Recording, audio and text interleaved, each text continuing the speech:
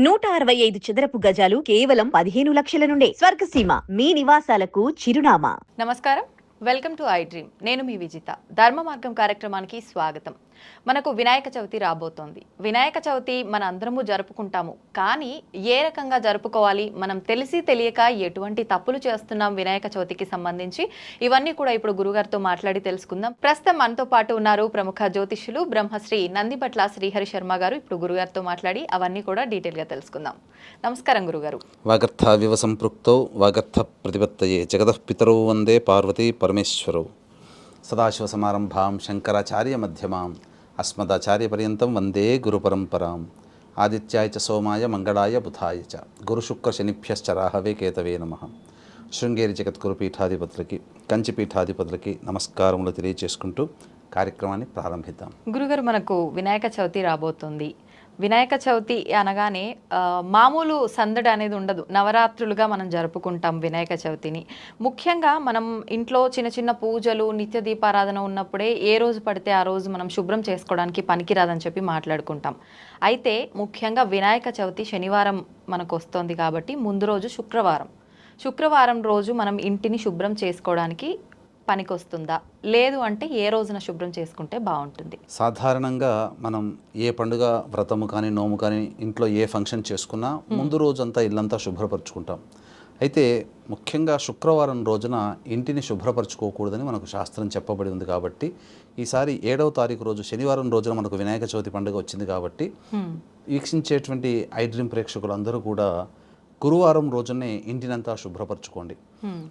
అలాగే శుక్రవారం రోజున మామూలుగా తుడుచుకోవడం వరకు మాత్రము, పూజా మందిరం వరకు మాత్రం శుభ్రపరచుకోవచ్చు.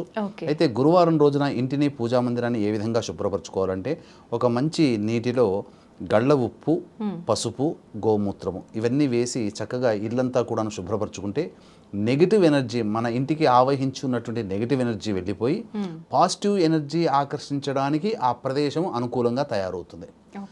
పాజిటివ్ ఎనర్జీ ఎప్పుడు వస్తుంది? మన ఇంట్లో చక్కగా దీపారాధన చేసుకొని, పూజ చేసుకొని, ఆ మంత్రాలతో మనం చేసుకోవడం వల్ల ఆ దైవిక శక్తి ఆ ఇంటినంతా కూడా ఆవహిస్తుంది. కాబట్టి గురువారం రోజున ఇల్లంతా కూడాను పూజా మందిరంతో సహా శుభ్రపరచుకొని, శుక్రవారం నాడు సాధారణంగా చేసుకొని, ఇంట్లో ఉన్నటువంటి చిత్రపటాలు, దేవుళ్ళ ప్రతిమలు ఇవన్నీ కూడా గురువారం రోజే శుభ్రపరచుకొని పెట్టుకోవాలమ్మా. పూజకి శనివారం నాడు పూజకి సంబంధించినటువంటి సమస్త వస్తువులన్నీ కూడా శుభ్రపరచుకోవాలి. కొనుక్కునే వస్తువులు మాత్రం శుక్రవారం రోజున కొన్ని వస్తువులు పూజకి సంబంధించి కొనుక్కోవచ్చు. ఓకే గురుగారు, ఈసారి చవితి తిథి 2 రోజులు వచ్చింది అని చెప్పి విన్నాము. ఇది నిజమేనా? నిజంగా 2 రోజులు ఉంటే మనం వినాయక చవితి ఏ రోజున జరుపుకోవాలంటారు? ఈసారి శుక్రవారం మధ్యాహ్నం నుంచి 3 గంటల నుంచి చవితి తిథి ప్రారంభమవుతుంది. శనివారము మధ్యాహ్నం 1 గంట వరకు ఆ విధంగా చవితి తిథి ఉంది. కాబట్టి వినాయక చవితి చతుర్థి ఉన్నటువంటి సమయము, అలాగే మధ్యాహ్నం వ్యాప్తమైనటువంటి చతుర్థి తిథి రోజునే చేసుకోమన్నది శాస్త్రం. కాబట్టి మధ్యాహ్నం అపరాహ్న కాలం దాటిన తర్వాత సాయంకాలం సమీపిస్తుండగా శుక్రవారం నాడు చతుర్థి వస్తుంది.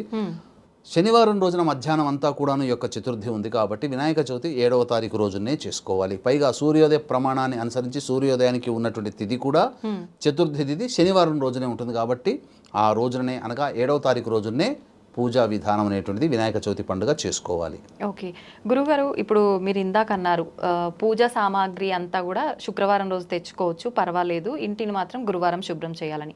మరి పూజా సామాగ్రితో పాటు వినాయకుడి విగ్రహం కూడా శుక్రవారం రోజు తీసుకొచ్చుకోవచ్చు అంటారా?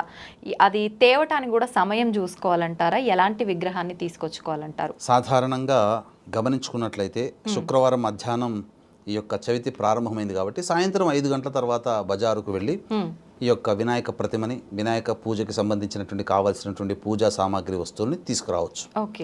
ఇక విగ్రహం ఎలా ఉండాలి? వీక్షించేటువంటి ప్రేక్షకుల్లో గమనించాల్సిన అంశం ఏంటంటే 2005వ సంవత్సరం నుంచి 2020వ సంవత్సరం వరకు, అంటే ఒక 15 సంవత్సరాల పాటు పిఓపి అంటే ప్లాస్టర్ ఆఫ్ ప్యారిస్, పిఓపి, ఆ ప్లాస్టర్ ఆఫ్ ప్యారిస్తో చేసినటువంటి విగ్రహాన్ని తెచ్చుకునే అలవాటుగా తెచ్చుకున్నారు. కానీ ఎంతోమంది మహనీయుల యొక్క శ్రమ ఫలితముగా ఈనాడు చాలామందికి అవేర్నెస్ వచ్చి మట్టి వినాయకుడిని తెచ్చుకుంటున్నారు. శాస్త్రంలో కూడా మట్టి వినాయకుడినే అర్చించమని మనకు చెప్పబడి ఉంది. ఎందుకనంటే మట్టి ఏ విగ్రహమైనా నిండుగా ఉండాలి. పిఓపితో చేసినటువంటి విగ్రహము చూడడానికి బయటికి మాత్రం ఆకర్షణీయంగా ఉంటుంది, ఒకసారి వెనక్కి తిప్పి చూస్తే ఒక డొల్ల ఉంటుంది. మనం పూజించే వస్తువు ఏది కూడా డొల్లగా ఉండకూడదు, పూజా వస్తువులు డొల్లగా ఉండకూడదు. కాబట్టి మట్టి విగ్రహాన్నే మన గనక పూజించినట్లయితే సంపూర్ణమైనటువంటి ఫలితం దక్కుతుంది. అంతేకాకుండా ఆ యొక్క విగ్రహము ఏకదంతముతో ఉండాలి, అనగా ఒక దంతం పొడుగ్గా ఒక దంతము కనబడినట్టుగా ఉంటుంది. ఆ విధమైనటువంటి రూపము కలిగినటువంటి విగ్రహాన్ని మాత్రమే మనము కొనుగోలు చేసుకొని పూజా విధానంలో వాడుకోవచ్చు. ఇక ముఖ్యంగా యజ్ఞోపవీతము లేనటువంటి విగ్రహాలు కూడా కొన్ని దొరుకుతుంటాయి. కాబట్టి యజ్ఞోపవీత గుర్తు ఉన్నటువంటి విగ్రహము, పైగా నడుముకి నాగాభరణం కలిగినటువంటి విగ్రహం కనుక ఉన్నట్లయితే అది అద్భుతమైనటువంటి ఫలితం ఇస్తుంది. ఎందుకనంటే వినాయకుని యొక్క ప్రతిమా రూపంలో 4 హస్తములు, అభయము, వరదము మరియు ఈ యొక్క పాశము అంకుశం కలిగినటువంటి ఈ విధంగా ఉన్నటువంటి ప్రతిమను, నవ్వుతూ ఉన్నటువంటి విగ్రహాన్ని మనం కొనుగోలు చేసుకోవాలి. కాబట్టి ఈ లక్షణాలు కలిగినటువంటి విగ్రహాన్ని మనం కొనుగోలు చేసుకొని పూజా మందిరంలో పెట్టుకొని వినాయక చవితి రోజున పూజ చేసుకున్నట్లయితే సంపూర్ణమైనటువంటి వినాయకుడి యొక్క అనుగ్రహం మనకు కలుగుతుంది.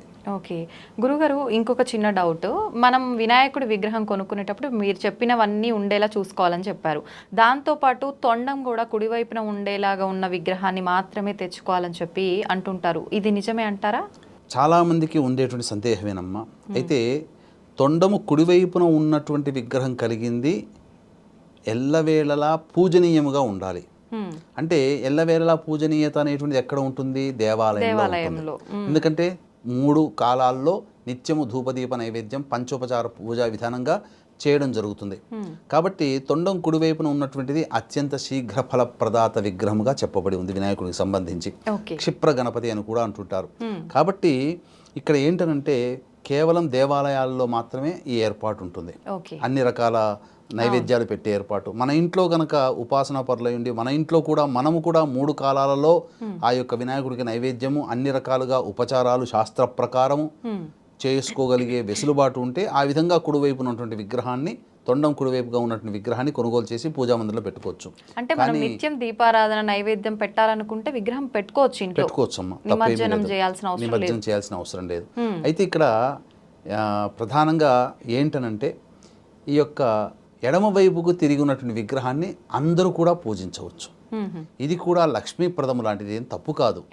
ఎందుకనంటే దీనికి అంత గొప్పగా పెద్దగా నియమాలంటూ ఏమీ లేవు. సాధారణంగా మనం చేసే పంచోపచారాలు పెట్టి ఆ విధంగా వినాయకుడిని పూజించడంలో ఎటువంటి దోషము లేదు. ఎడం వైపున, ఎందుకంటే కలియుగము, అందున ప్రతి వాళ్ళకి రోజుకు లేస్తూనే ఉరుకుల పరుగుల జీవితం. ఆ ఉరుకుల పరుగుల జీవితంలో దైవానికి కేటాయించే సమయం తక్కువైపోయింది.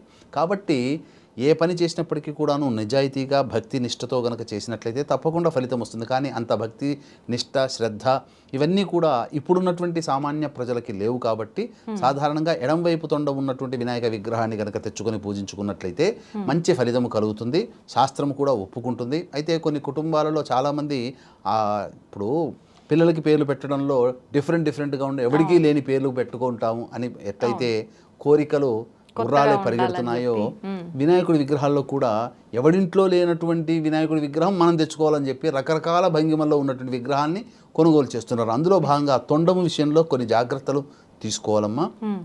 కొన్ని ఎలా ఉంటాయంటే తొండం అమృత కలశాన్ని పట్టుకొని ఇలా చుట్టినట్టుగా ఉండి కిందకి తొండం ఉన్నట్టుగా ఉంటుంది. కొన్ని పైకి తొండంగా చూపినట్టుగా ఉంటుంది.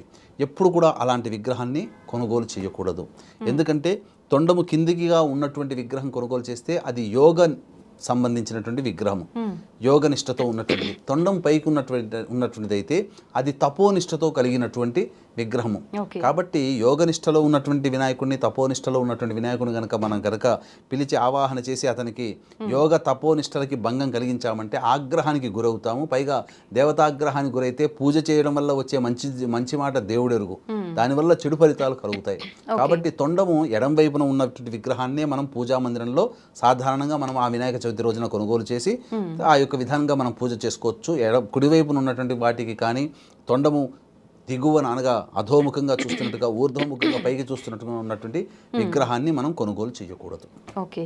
అయితే గురుగారు, ఇందాకే మనం మాట్లాడుకున్నాం చవితి తిథి 2 రోజులు వచ్చిందని.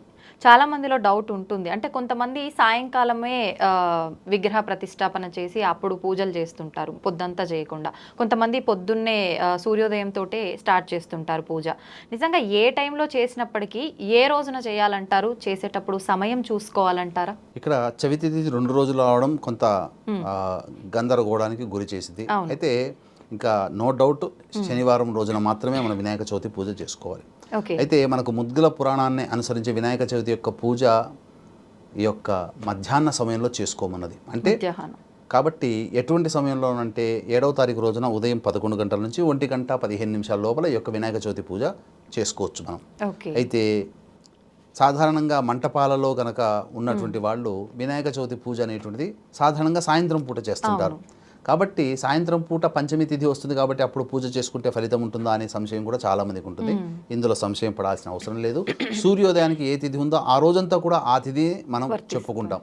కాబట్టి ఇక విశేషంగా మనకు ఆ పంచమి రోజున చేసినటువంటి అనే భావన లేకుండా, దోషం తొలగిపోకుండా మనకు పూజా ఫలితం మనకు దక్కాలి అని అంటే పంచమీయుక్త చతుర్థ్యాం తిథౌ అని చెప్పి సంకల్పంలో గనక చెప్పుకున్నట్లయితే తప్పకుండా ఆ యొక్క వినాయక చవితి రోజునే మనం పూజ చేసినటువంటి ఫలితం మనకు సాయంత్రం పూట మంటపాలలో ఇంట్లో చేసుకున్నట్టయితే ఉదయం 11 నుంచి 1 గంట 15 నిమిషాల మధ్యలో పూజ చేసుకోవాలమ్మా. ఓకే గురుగారు, పూజ చేయటం వరకు ఓకే.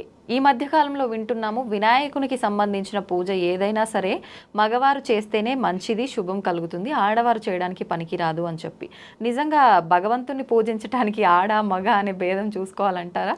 అటువంటిది ఏమీ లేదమ్మా. ఎందుకనంటే ఆడ మగ చిన్న పెద్ద వితంతువులు ఇలా అందరూ కూడా చేసుకోగలిగేటువంటి పూజ.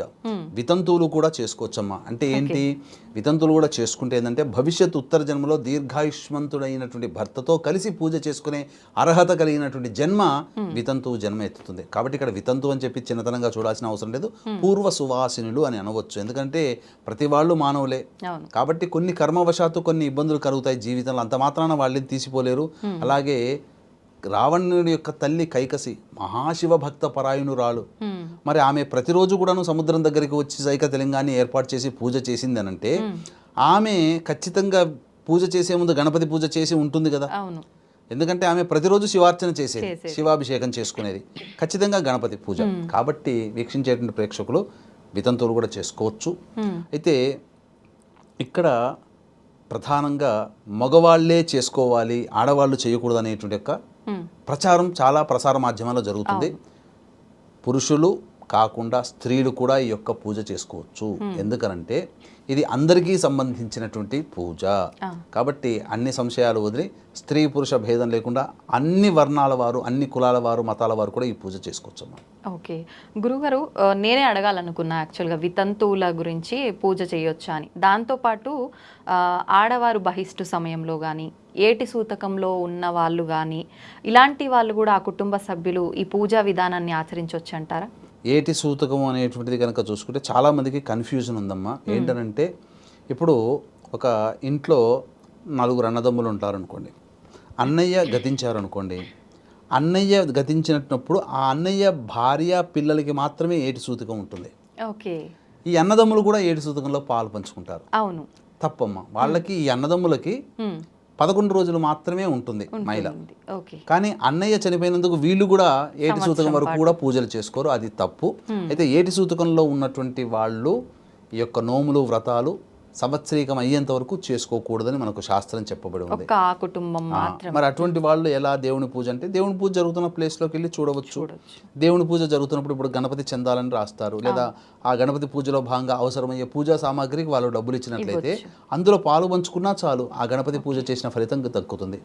అది మరి గర్భిణీ స్త్రీలు ఉన్న వాళ్ళు, గర్భిణీ స్త్రీలు ఉన్నటువంటి వాళ్ళకైతే ఒక ధర్మశాస్త్రాలు, కొన్ని ధర్మశాస్త్రాల ప్రకారము 5వ నెల వచ్చిన తర్వాత, కొన్ని ధర్మశాస్త్రాల ప్రకారం 7వ నెల వచ్చిన తర్వాత పురిటి సూతకం ఉంటుంది. కాబట్టి ఆయా ప్రాంత ఆచారాన్ని బట్టి ఈ యొక్క సంబంధించినటువంటి ఏటి సూతకంలో ఉన్న వాళ్ళు సంవత్సరం పాటు చేసుకోకూడదు. గర్భిణీ స్త్రీలు కూడా ఆ యొక్క ఆచార సాంప్రదాయాన్ని అనుసరించి 7వ నెల పడ్డ తర్వాతనైనా 5వ నెల పడ్డ తర్వాతనైనా ఈ విధంగా పూజకి అర్హురాలు కారు కాబట్టి మీ భర్త చేతగా ఈ యొక్క కార్యక్రమ విధానాన్ని చేసుకోవచ్చు. అలాగే బహిష్టు అయినటువంటి, ఎందుకంటే ఎంతో ఆశతో ప్రేమతో ఇంటిల్లి పాదులందరూ కూడా ముఖ్యంగా ఇల్లాలు ఎంతో కష్టపడి ఇల్లునంతా శుభ్రం చేసుకొని పూజా మందిరాన్ని ఏర్పాటు చేసి భర్త పిల్లలతో కలిసి ఆనందంగా ఈ యొక్క వ్రతాన్ని చేసుకోవాలనే ఆలోచన చాలామంది స్త్రీలకు ఉంటుంది. కానీ ప్రకృతి ధర్మం మనం పిలిస్తే వచ్చేది కాదు, పొమ్మంటే పోయేది కాదు. కాబట్టి ప్రకృతి ధర్మంగా వచ్చేటువంటి దాన్ని మనం ఆపలేము. కాబట్టి ఆ విధంగా ప్రకృతి ధర్మంగా వచ్చినటువంటి రజస్వల బహిష్టు సమయంలో ఆ యొక్క ఇంటిలో పూజా మందిరంలో ఆ స్త్రీ ఎప్పుడు కూడాను తిరగాడకూడదు, ఏ వస్తువుని కూడా ముట్టుకోకూడదు. ఈ యొక్క స్త్రీకి 3 రోజుల వరకు నిషేధం అనేటువంటిది ఉంది. అసలు ఇంట్లో ఏ విధంగా కూడా కలపకూడదు. 4వ రోజున ఇంటిని శుభ్రం చేసుకోవడానికి, 5వ రోజున పూజాది కార్యక్రమాలు చేసుకుని పాలు పంచుకోవడానికి ఈ యొక్క సంబంధించినటువంటి శాస్త్రం వెసులుబాటు కలిగించింది. కాబట్టి బహిష్టు అయినటువంటి స్త్రీలు ఈ యొక్క పూజా విధానంలో పాల్గొనకూడదు. ఆ పూజా విధానం దరిదాపుల్లో కూడా ఉండకూడదు అని చెప్పవచ్చు. గురుగారు, వినాయకుడి పూజ అనగానే ముఖ్యంగా పత్రాలతో 21 పత్రాలతో స్వామివారిని ఆ రోజు అర్చిస్తూ ఉంటాము. అయితే ప్రత్యేకంగా ఆ 21 పత్రాలతోటే పూజ చేస్తేనే ఆ ఫలితం అనేది మనకు వస్తుందా? ఒకవేళ ఆ పత్రాలు దొరకని పక్షంలో 21 పత్రాలతో చేయలేని వారు అంతే ఫలితాన్ని పొందాలంటే దానికి ఇంకొక ఉపాయం ఏదైనా ఉందంటారా? మనకు వినాయక చవితిలోనే పత్రి పూజ అనేటువంటిది ఒక వినాయక చవితిలోనే ఉంటుంది. ఏకవింశతి పత్రాలు, 21 పత్రాలు. అయితే ఈ 21 పత్రాలు అనేటువంటివి ప్రస్తుత కాలంలో చాలా మటుకు దొరకట్లేవు. పల్లెటూళ్ళలో ఉన్న వాళ్ళకే దొరకట్లేదు.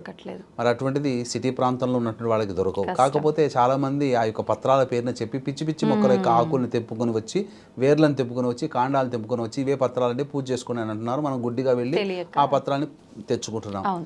కానీ తెలిసి చేసినా తెలియక చేసినా, తెలిసి ముట్టుకున్నా తెలియక ముట్టుకున్నా నిప్పే కదమ్మా. కాబట్టి అందులో కొన్ని మాత్రమే ఉపయోగపడేటువంటివి ఉంటాయి. కాబట్టి ఇటువంటి సంశయం ఉన్నటువంటి వాళ్ళు ఏం చెయ్యాలి? ఏ పత్రంతో పూజ చేసినట్లయితే 21 పత్రాలతో చేసినటువంటి పూజా ఫలితం దక్కుతుందనంటే దూర్వా పూజ అని మనకు శాస్త్రంలో చెప్పబడి ఉంది. అంటే దూర్వా అంటే గరిక. కాబట్టి గరికని సాధారణంగా ఏం చేస్తారంటే కొట్లలో కొనుక్కొచ్చుకోవడమో, లేకపోతే ఇంటి చుట్టుపక్కల ఎక్కడైనా కనబడితే తీసుకొని రావడం జరుగుతుంది. అయితే మనకు గరిక పూజలో గరికని ఏ విధంగా తెచ్చుకోమని ఉన్నదంటే, గరిక ప్రమాణాన్ని కనుక ఏ విధంగా చూడాలి అని అంటే, ఎవరు కాలు తొక్కనటువంటిది, ఏ జంతువులు తొక్కనటువంటి ప్రదేశంలో పెరిగినటువంటి గరికని, అలాగే పవిత్రమైనటువంటి స్థలంలో పెరిగినటువంటి గరికనే పూజ సంబంధించినటువంటి పూజలలో మనం వాడుకోవచ్చు. కాబట్టి అయితే ఇప్పుడు అటువంటి ప్రదేశంలో చాలా తక్కువ, పైగా మనకు అల్లంత దూరంలో ఉంటాయి. కాబట్టి సాధారణంగా పూజా స్టోర్లలో లేదా పూల సామాన్లు అమ్మే దగ్గరనో, పూలు అమ్మే దగ్గరనో మనకు దొరుకుతాయి, తీసుకొచ్చుకుంటారు. చాలామంది చేసేది ఏంటంటే ఆ కట్ట తీసుకురాగానే పూజా సమయానికి ఆ కట్ట విప్పి పూజ చేస్తారు. అంటే మనం తినడానికి అయితేనేమో మంచి హైజీనిక్ ఫుడ్, మనం కట్టుకోవడానికి మంచి చక్కటి నీట్గా ఉండే బట్టలు. మరి దేవుని పూజల్లో మనల్ని కాపాడి, మనల్ని రక్షించి, మన నిత్యం మంచి చెడు చూసుకునేటువంటి ఆ దేవుని పూజల్లో వాడే పత్రి కోసము మనం ఎంతో శ్రద్ధ తీసుకోవాలి. కాబట్టి ఆ యొక్క గరిక కట్టను తీసుకుని వచ్చినప్పుడు ముందుగా రోజుగానే ఆ యొక్క గరికనంతా కూడాను మంచినీటిలో శుభ్రపరిచి చక్కగా తీసుకోవాలి. అయితే గరిక పూజలు ఏంటంటే కాండంతో సహా ఉన్నదానాల్లో కూడా పూజ చేస్తూ ఉంటారు. ఆ పూజా విధానం గరిక పూజ పనికిరాదు. ఎలా ఆ యొక్క గరికను మనం తీసుకోవాలి అంటే, గరికను కనుక మనం చూసినట్లయితే కాండం ఉంటుంది, కాండానికి ఇలా పక్కన ఆకులు ఉంటాయి. అలాగే అగ్రము అంటే ఎండులో ఇలా త్రిశూలంగా ఉంటుంది. ఆ త్రిశూలంగా ఉన్నటువంటి కాండమునే మనం కట్ చేసుకోవాలి. చేసుకొని ఆ వాటితోనే అర్చన చేయాలి, మొత్తం గరికతో చేయకూడదు. కాబట్టి ఆ విధంగా గరికను మనం పట్టుకోవాలి. 21 నామాలతో చేయాల్సింది కాబట్టి మొదటి 10 నామాల వరకు 2 దూర్వాంకురాలు, 2 గరిక పోచలు తీసుకొని ఒక్కొక్క నామం చెబుతూ 2 గరిక పోచలు వేయాలి. అలా 10 నామాలకు అయ్యేసరికి ఎంత అవుతుంది? 20 అవుతుంది. తర్వాత మిగిలిన 11 నామాలు ఒకసారి చెప్పి ఒక గరిక పూజ కనుక పెడితే 21 గరిక పూజ, 21 నామాలతో పూజ చేసినటువంటి ఫలితం, 21 పత్రాలతో పూజ చేసినటువంటి ఫలితం. కాబట్టి మనం 2 చొప్పున ఒక్కొక్క నామానికి 10 నామాలకి చేస్తాం కదా. ఆ 2 ఏంటనంటే మనం మనసులో స్మరించుకోవాలి. ఏమని? ఆ 2 పత్రాలు, మొదటి 2 పత్రాలు సమర్పయామి అని చెప్పి ఇవ్వడం. అలాగే ఇంకా 2 గరిక పూజలు తీసుకొని తర్వాత 3-4 పత్రాలని మనసులో తలుచుకొని సమర్పయామి, ఆ విధంగా చేయాలి. ఇక 10 అయిపోతే 20 అయిపోతుంది. ఇక మిగిలిన 11 నామాలు ఉచ్చరించి ఆఖరిన మిగిలినటువంటి పత్రం ఏదైతే ఉంటుందో దాన్ని స్మరించుకొని ఆ యొక్క 11 నామాలు చెప్పి ఒక గరిక పూజ వేస్తే 21 పత్రాలతో పూజ చేసినటువంటి ఫలితం మనకు దక్కుతుంది. శరన్నవరాత్రుల సందర్భంగా అమ్మవారి యొక్క అనుజ్ఞ మేరకి ఆశ్వీజ పౌర్ణమి నుంచి సంవత్సరం పాటు మా పీఠం ఆధ్వర్యంలో మీ కుటుంబ సభ్యుల యొక్క గోతనామాదులతో, అనగా ముఖ్యంగా మనకు ఆరోగ్యం ఉంటేనే అన్ని రకాల యోగాలు కానీ ఏదైనా ఆశయాలు సాధించుకోగలుగుతాం. కాబట్టి గండాంత దోషాలు, అపమృత్యు భయ దోషాలు తొలగిపోవడం కోసం మృత్యుంజయ హోమం, అలాగే వృషభ మిథున కర్కాటక సింహతుల వృశ్చిక మకర కుంభమీన రాశుల్లో జన్మించిన వారికి శనిదోష నివారణకై శనిదోష నివారణ హోమాలు. మనిషికి జాతకరీత్యా ఏవైనా కానీ 6 రకాల సమస్యలు ఎక్కువగా ఉంటాయి. అవి విద్య, వివాహ, ఉద్యోగ, దాంపత్య, సంతాన, అనారోగ్య సమస్యలు. కాబట్టి వీటి నివారణ కోసం 18 రకాల హోమాదులు ప్రతి నెల ఒక్కొక్క పుణ్యక్షేత్రంలో ఒక్కొక్క పుణ్యతిథి రోజున జరిపించడం జరుగుతుంది. సామాన్య మానవుడు కూడా పాల్గొనే విధంగా ఈ యొక్క కార్యక్రమ రూపకల్పన చేయడం జరిగింది. ఈ యొక్క కార్యక్రమ తదనంతరం మీకు అందరికీ కూడా వీడియోలు కూడా పంపడం జరుగుతుంది. కాబట్టి అవకాశం ఉన్న వాళ్ళు ఈ యొక్క సంవత్సరం పాటు మా ఆధ్వర్యంలో జరిగేటువంటి కార్యక్రమాల్లో గోత్రనామాలు నమోదు చేసుకోదలిచిన వాడు కార్యక్రమ తదనంతరం కాంటాక్ట్ చేసి పూర్తి వివరాలు తెలుసుకోవచ్చు. తులసి దళాలని మనం మామూలుగా పూజల్లో వాడుతూ ఉంటాము, కానీ వినాయకుడి పూజలో మాత్రం తులసి దళాలు వాడటానికి వీల్లేదని చెప్పి అంటూ ఉంటారు. నిజంగానే వాడకూడదంటారా? రీజన్ ఏంటి?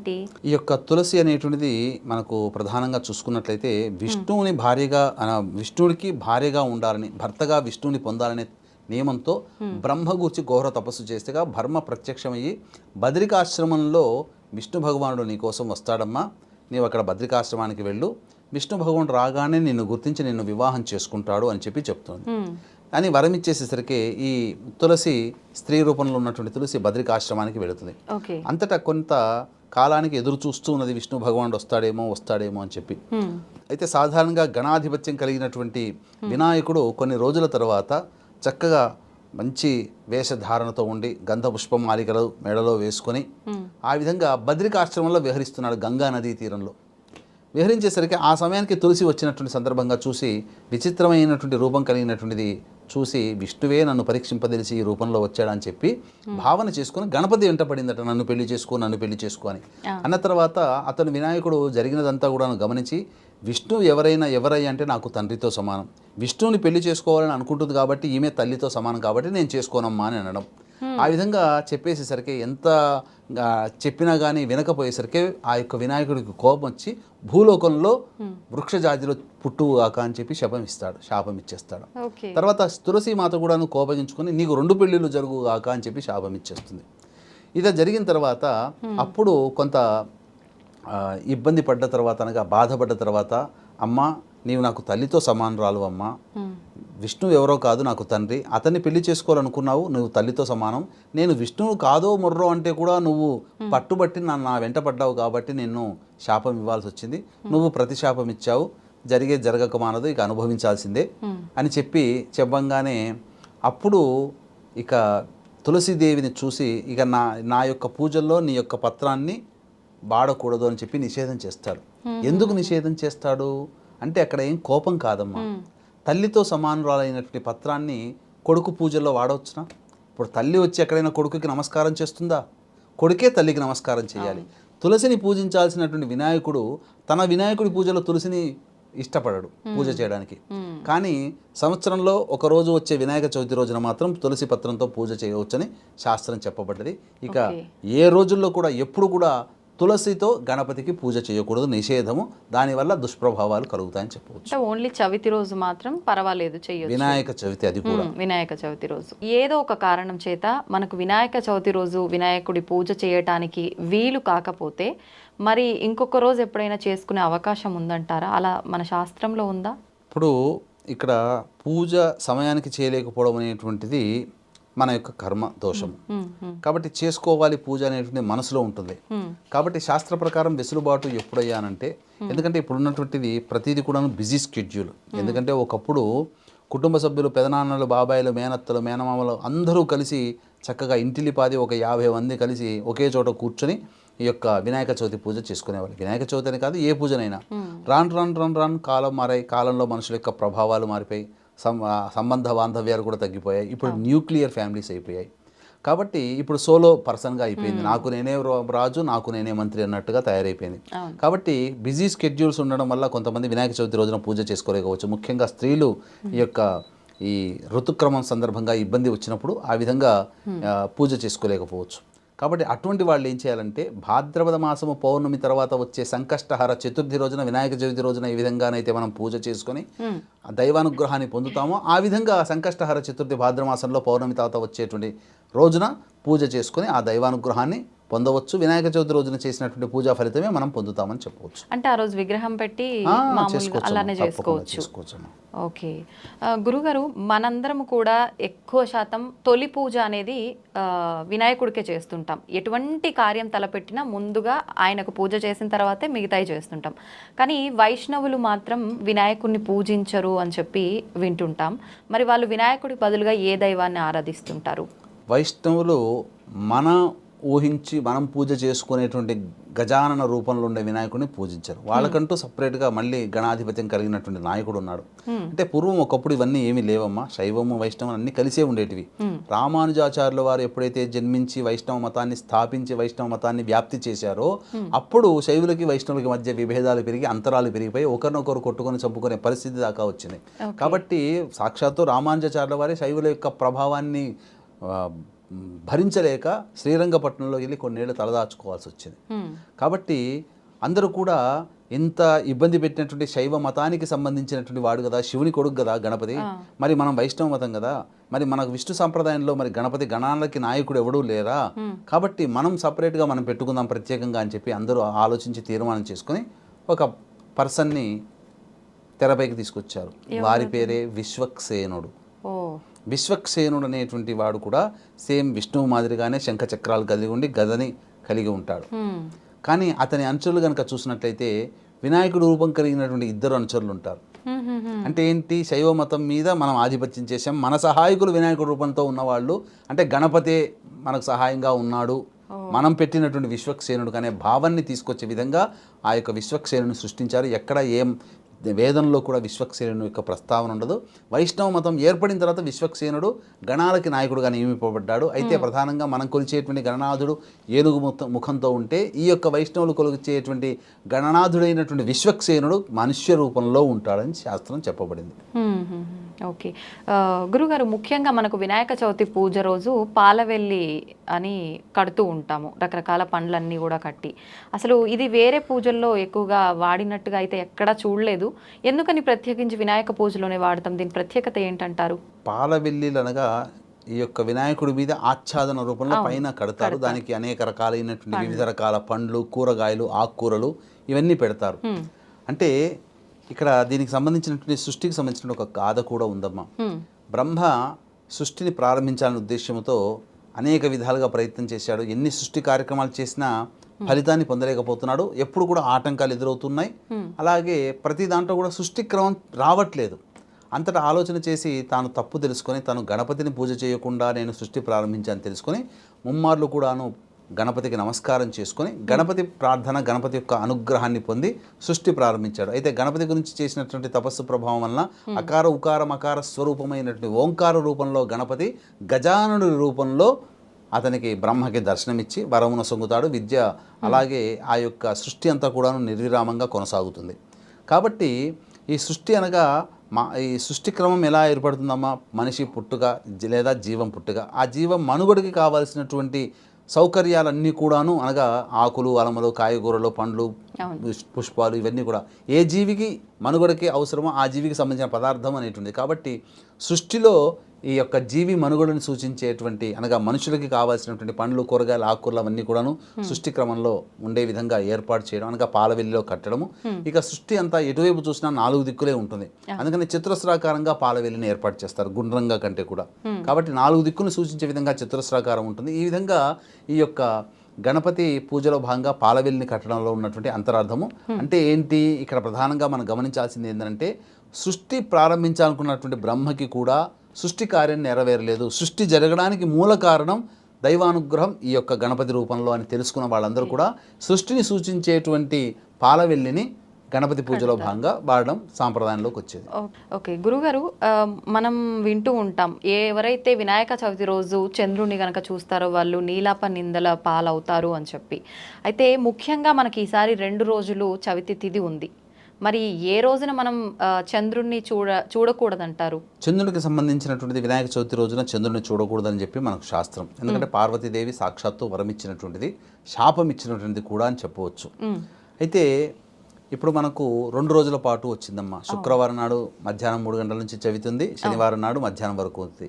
కాబట్టి మరి ఏ రోజున చూడకూడదు చంద్రుడిని అని అంటే ప్రధానంగా 2 రోజుల పాటు చవితి తిథి, రాత్రిపూట చవితి తిథి ఉంది, పొద్దున పూట సూర్యోదయ ప్రమాణానుసరి చవితి ఉంది కాబట్టి 2 రోజుల పాటు చంద్రుడిని చూడకపోవడమే చాలా మంచిది అనేటువంటి విషయాన్ని గమనించుకోవాలి. పోయేది ఏముందమ్మా, 2 రోజులే కదా, ఎన్నో పనులు మానుకుంటుంటాం. కానీ 2 రోజులు చంద్రుని చూడకుండా ఉంటే ఏమైపోతుంది? ఏమీ కాదు. అయితే అన్యాపదేశంగా ఏదైనా ప్రయత్నం లేకుండా చంద్రుడిని అకస్మాత్తుగా చూసినట్లయితే మరి ఎటువంటి పరిహారం చేసుకోవాలి? కాబట్టి ఎవరైనా అనుకోని విధంగా చంద్రుడిని కనుక చూసినట్లయితే ఆకాశంలో ఆ వినాయక చవితి రోజున, అనగా 6వ తారీఖు మధ్యాహ్నం 3 గంటల నుంచి 7వ తారీఖు మొత్తం కూడా, అప్పుడు ఏం చేయాలంటే, మనం ఎట్లాగో పొద్దున పూట కథ ఇవన్నీ చెప్పుకుంటాం కదా, పూజా కథ. ఈ యొక్క కథలో భాగంగా ఉన్నటువంటి శమంతకోపాఖ్యానము అని ఉంటుంది. అనగా ఆ సంబంధించినటువంటి చంద్రబింబాన్ని వెండి గిన్నెలో కృష్ణ భగవాన్ వారు చూస్తారు పాలు పితుకుతుండగా. సత్రాజిత్తు అపరాధం మోస్తాడు, ఏమని, నా యొక్క బంగారు మణిని ఇచ్చేటువంటి శమంతక మణిని అపహరించి తీసుకెళ్ళాడని. కాబట్టి అది నేను తీసుకెళ్ళలేదు అని చెప్పి నిరూపించడం కోసం ఆ యొక్క మణిని వెతుకులాటలో భాగంగా జాంబవంతుని గృహానికి చేరుకోవడం, జాంబవంతునితో యుద్ధం చేయడం, తర్వాత ఇవన్నీ కూడా తిరిగి మణిని తీసుకొచ్చి ఇవ్వడం, ఆ విధంగా తన ప్రయత్నం చేసి నీలాపనిందలు పోగొట్టుకోవడం. అయితే భగవంతుడు అనేటువంటి వాడికి శక్తివంతుడు, దైవానుగ్రహం ఉంది కాబట్టి చేసుకోగలుగుతాడు. మరి మనలాంటి సామాన్య మానవులు ఇలా ఏ విధంగా చేసుకోవాలనుకున్నప్పుడు ఈ విధంగా మనం పూజ చేసుకుంటాము, అందులో వ్రతం చేస్తాం. ఆ వ్రతంలో భాగంగా ఉన్నటువంటి యొక్క కథని, శమంతకోపాఖ్యానం అనేటువంటి కథని చక్కగా ముమ్మార్లు చదివి ఆ యొక్క వినాయకుడి దగ్గర పూజ చేసి ఉంటారు కదా, పూజ చేసినప్పుడు ఇచ్చినటువంటి ఆ యొక్క అక్షితల్ని ఎత్తులో వేసుకొని 11 సార్లు గుంజీలు తీసి ఇంటికి వెళ్ళిపోవచ్చు. ఈ విధంగా చేసినట్లయితే ఆ యొక్క దృష్టి దోషం అనేటువంటిది తొలగిపోతుంది. ఓకే గురుగారు, ముఖ్యంగా వినాయకుడు ప్రీతికరమైన నైవేద్యాలు ఆయన ఎక్కువగా తింటుంటాడని చెప్పి మనం కథలో వింటుంటాము. ఆయన తిని ఆ పొట్టంతా ఉబ్బిపోయినట్టుగా ఉండడం, చూసే చంద్రుడు నవ్వటం వల్లనే ఆ చవితి చంద్రుడిని చూడొద్దనే దోషం కూడా వచ్చింది అని అంటుంటాము. అయితే అటువంటి ఆయనకి నిజంగా ప్రీతికరమైన నైవేద్యం అంటే ఏది? మామూలుగా 21 రకాల నైవేద్యాలు, 16 రకాల నైవేద్యాలు నివేదన చేయాలని చెప్పి చెప్తుంటారు. కానీ ముఖ్యంగా ఆయనకు ప్రీతికరమైనది ఏంటి? ప్రధానంగా ఈ యొక్క వినాయకుడికి ప్రీతికరమైనటువంటి నైవేద్యము మోదకాలు. కాబట్టి ఆ రోజున మోదకాలని వండి ఆవు నేతిలో వండి ఆ విధంగా మోదకాల నైవేద్యంగా పెడితే వినాయకుడు చాలా సంతోషిస్తాడు. అయితే చాలామంది ఏమనుకుంటారనంటే 21 నైవేద్యాలు, 16 నైవేద్యాలు, 11 నైవేద్యాలు, 9 రకాలు, 7 రకాలు, 5 రకాల నైవేద్యాలు అని అంటుంటారు. కానీ వాస్తవానికి మోదకాలు ఒక్కటి పెడితే చాలమ్మా. ఇక రెండవ పక్షంలో అయితే వినాయకుడికి ఈ యొక్క సంబంధించినటువంటి ఉండ్రాళ్ళు లేదా బెల్లం ముద్ద ఇవి నైవేద్యంగా పెట్టవచ్చమ్మా. అయితే ప్రధానంగా కొబ్బరి బెల్లంతో చేసినటువంటి కొబ్బరి ఉండల్ని కూడా నైవేద్యంగా పెట్టవచ్చు. ఈ విధంగా పెట్టినట్టయితే చాలు. పెద్ద పెద్దగా నైవేద్యాలు పెట్టాల్సినటువంటి అవసరం లేదు. మనం లఘుగానే నైవేద్యం పెట్టి ఆ యొక్క వినాయకుడి అనుగ్రహాన్ని పొందవచ్చమ్మా. ఓకే గురుగారు, చెరకు గడ, మొక్కజొన్న ఇవి కూడా వినాయకుడి దగ్గర పెడుతుంటారు కదా, అవి కూడా పెట్టాల్సిన అవసరం ఉందంటారా? ఈ కాలానికి సంబంధించి వచ్చేటువంటిది మొక్కజొన్న అటువంటి పంటలు. అలాగే చెరుకు గడ సహజంగానే ప్రీతి. ఎందుకంటే ఏ ఏనుకైనా చెరుకు పంటను చూస్తే నచ్చుతుంది, పంట నాశనం చేసేస్తుంది, పూర్తిగా తినేస్తుంది. కాబట్టి ఈ యొక్క చెరుకు నైవేద్యం అనేటువంటిది, చెరుకు ద్వారా తయారైనటువంటి బెల్లం నైవేద్యం కనుక పెట్టినా కానీ ఆ యొక్క వినాయకుడికి సంతోషం పడుతుందని చెప్పవచ్చు. ఓకే గురుగారు, ముఖ్యంగా ఇంట్లో వినాయకుడిని పెట్టి పూజ చేసే వాళ్ళు ముందుగా పసుపుతో చేసిన గణపతిని పూజించిన తర్వాతే మనం విగ్రహాన్ని ఆరాధించాలంటుంటారు కదా, అది నిజమేనా? ఇక్కడ ప్రధానంగా గమనించాల్సినటువంటి అంశం ఏంటంటే, పసుపుతో చేసినటువంటి హరిద్రా గణపతిని ముందుగా మనం పూజ చేసి తర్వాత మళ్ళీ గణపతి పూజ చేసుకోవాలి. చాలా మంది ఇది తెలియక ఏంటంటే డైరెక్ట్గా గణపతి పూజ చేస్తారు. ఎందుకు పసుపు గణపతి ఆ యొక్క వినాయకుడికి ఇష్టము అనంటే, అమ్మవారు నలుగు పెట్టుకునే సందర్భంలో ఆ పిండి ముద్దకి ప్రాణం పోసి బాలుడుగా సృష్టించింది. ఆ యొక్క నలుగు పిండిలో ఖచ్చితంగా హరిద్ర అంటే పసుపును కలుపుతాం కదమ్మా. ఆ విధంగా పసుపుతో చేసినటువంటి గణపతిని ముందుగా పూజ చేసి ధూపదీప నైవేద్యాలు ఇచ్చిన తర్వాత మళ్ళీ మనం ఆ యొక్క వినాయక చవితి రోజున తెచ్చుకున్నటువంటి విగ్రహానికి మళ్ళీ సంకల్పానుసారంగా ఆ యొక్క పూజా విధానం తీసుకోవాలి. గురుగారు, కలశ స్థాపన చేయాలా, కలశాన్ని ఆరాధించాలా, వినాయక చవితి రోజు కలశం పెట్టాల్సిన అవసరం ఉందా? ఇక్కడ వ్రతం చేసేటప్పుడు వినాయక చవితి రోజున కలశం పెట్టుకునే ఆనవాయితీ ఆచార సాంప్రదాయం ఉన్నటువంటి కుటుంబాల వాళ్ళు ఆ విధంగా కలశం పెట్టుకోవచ్చమ్మా. ఒకవేళ గనక కలశం పెట్టుకునే ఆరాధన లేకపోయినా సాధారణంగానైనా కానీ ఈ యొక్క వినాయకుడు పూజ చేసుకోవచ్చు. కలశం పెట్టుకోవాలనే నియమం ఏమాత్రం లేదమ్మా. వినాయక చవితి రోజు పూజా విధానం ఎలాగో ఆచరిస్తాము, పూజ అయిపోయిన తర్వాత అనంతరం వినాయక కథ విన్నా వినకపోయినా పర్వాలేదంటారా? వినాల్సిందేనా ఖచ్చితంగా? ఖచ్చితంగా వినాయకుడి పూజలో భాగంగా వ్రతం అయిపోయిన తర్వాత ఖచ్చితంగా వ్రత కథ వినవలసిందే. వ్రత కథ వినకుండా చేసినటువంటి ఏ వ్రతం కూడా, అసలు వ్రతం ఏ వ్రతమైనా, సత్యనారాయణ వ్రతమైనా, ఉమాశంకరి గౌరి వ్రతమైనా, వినాయక వ్రతమైనా, వరలక్ష్మి వ్రతమైనా, ఏదైనా ఖచ్చితంగా మనకు తెలిసినదైనప్పటికీ కూడా ఆ కథలో భాగంగా, ఆ యొక్క పూజలో భాగంగా ఈ యొక్క కథని మనం చదివి తీరవలసిందే. ఇప్పుడు కథ చదవకపోతే ఏమైందని సత్యనారాయణ స్వామి వ్రత కథలో మనకు తెలుసు. వైశ్యుడు అనేటువంటి యొక్క సాధు అనేటువంటి వైశ్యుడు పిల్ల పుడితే వ్రతం చేసుకుంటా, పెద్దగా అయితే వ్రతం చేసుకుంటా, పెళ్లి చేశాక వ్రతం చేసుకుంటా అని అంటుంటారు. ఈ విధంగా కాలయాపన చేస్తుండడం. అయితే కొంతకాలానికి అష్ట కష్టాలు పడి ఇంటికి తిరిగి వస్తుంటారు మామాళ్ళు. ఆ సమయంలో ఆ వైశ్యుని కూతురైనటువంటి కళావతి చక్కగా పూజ చేసుకుంటుంది. భర్తను వచ్చాడని తెలుసుకున్నటువంటిది ఆ పూజ మధ్యలోనే వెనక్కి వెళ్ళిపోయి భర్త కోసం వెళుతుంది. అప్పుడు ఆ సమయంలో కోపోద్రిక్తుడైనటువంటి ఆ యొక్క సత్యనారాయణ స్వామి భర్త ఉన్నటువంటి పడవని పూర్తిగా మునిగేటట్టుగా చేస్తాడు. తర్వాత అందరూ విచారించి బాధపడి, నువ్వేమన్నా పూజలు ఏమైనా తప్పు చేసామో, ఇంతకుముందు పూజ చేసుకుంటున్నావు కదా అంటే, అప్పుడు నేను కథ వినకుండా వచ్చి ఈ విధంగా ఉన్నానమ్మా అంటే, అప్పుడు మళ్ళీ వెళ్ళి పూజ చేసుకొని మళ్ళీ పూజ ప్రారంభించి ఆ యొక్క వినాయక సత్యనారాయణ స్వామి యొక్క వ్రత కథ అంతా విని భర్తను చూడడానికి వెళ్ళగానే భర్త ఉన్నటువంటి పడవ తేలుతూ కనిపించింది. కాబట్టి ఇక్కడ వ్రత కథ అనేటువంటిది చాలా ప్రాముఖ్యత ఉన్నది. కాబట్టి మనకన్నీ తెలిసినప్పటికీ కూడా వ్రతం చేసుకున్న తర్వాత ఖచ్చితంగా ఆఖరున వ్రత కథ వినవలసిందే. వ్రత కథ విని ఆ యొక్క అక్షితలు గణపతి పాదాల దగ్గర వేయవలసిందే. ఓకే గురుగారు, ఇదంతా అయిపోయిన తర్వాత ఆఖరణ గుంజిళ్ళు తీస్తుంటారు. అంటే మేము తెలిసి తెలియక చేసిన తప్పులు ఏమైనా ఉంటే క్షమించమని అడగటమా, లేదంటే ఇంకేదైనా ఆంతర్యం ఉందంటారా? ఈ యొక్క గుంజిళ్ళు తీయడం అనేటువంటిది ఏంటంటే మనకు ఎందుకు పెట్టారు అని అంటే, ఈ గుంజిళ్ళు తీస్తున్నప్పుడు రక్త ప్రసరణ మన శరీరం అంతా తాకుతుంది, రక్త ప్రసరణ పెరుగుతుంది. అలాగే బుద్ధి దగ్గర కూడా న్యూరాన్స్ యాక్టివేట్ అవుతాయి, తద్వారా జ్ఞాపక శక్తి పెరుగుతుంది. అయితే వృద్ధాప్యంలో వచ్చేటువంటి కీళ్ళ నొప్పులను నివారిస్తుంది. అందుకని పూర్వకాలంలో చాలామంది వినాయకుడి దగ్గరికి వెళ్ళగానే గుంజీళ్ళు తీస్తుంటారు. చిన్నపిల్లల్లో పాఠశాలలో కూడా చిన్నతనంలో మనం గుంజీళ్ళు చూసి ఉండవచ్చు. కాబట్టి ఇవంటి విశిక్షకి సంబంధించినటువంటిది. కాబట్టి ఖచ్చితంగా గణపతి దగ్గర ఈ యొక్క గుంజీళ్ళు తీసుకొని ఇష్ట సంఖ్యా రూపంలో 3, 5, 9, 7 ఇలా ఇష్ట సంఖ్యా రూపంలో గణపతి దగ్గర పూజలో భాగంగా గుంజీళ్ళు తీయవచ్చునమ్మా. సంతోషం గురుగారు, చాలా మంచి విషయాలు తెలియజేశారు. కొన్ని అంటే అసలు చాలా మందికి తెలీదు ఇలా చెయ్యొచ్చా, ఇలా చేయకూడదా అని చెప్పి. చాలా మంది వినాయక చవితి రోజు పాలవెల్లి లేకుండానే పూజ కూడా చేస్తుంటారు. అసలు నిజంగా పాలవెల్లి ఎందుకు పెట్టాలి, ఇలాంటి ఆసక్తికర విషయాలన్నీ కూడా మా అందరికీ తెలియజేసినందుకు ధన్యవాదాలు గురుగారు.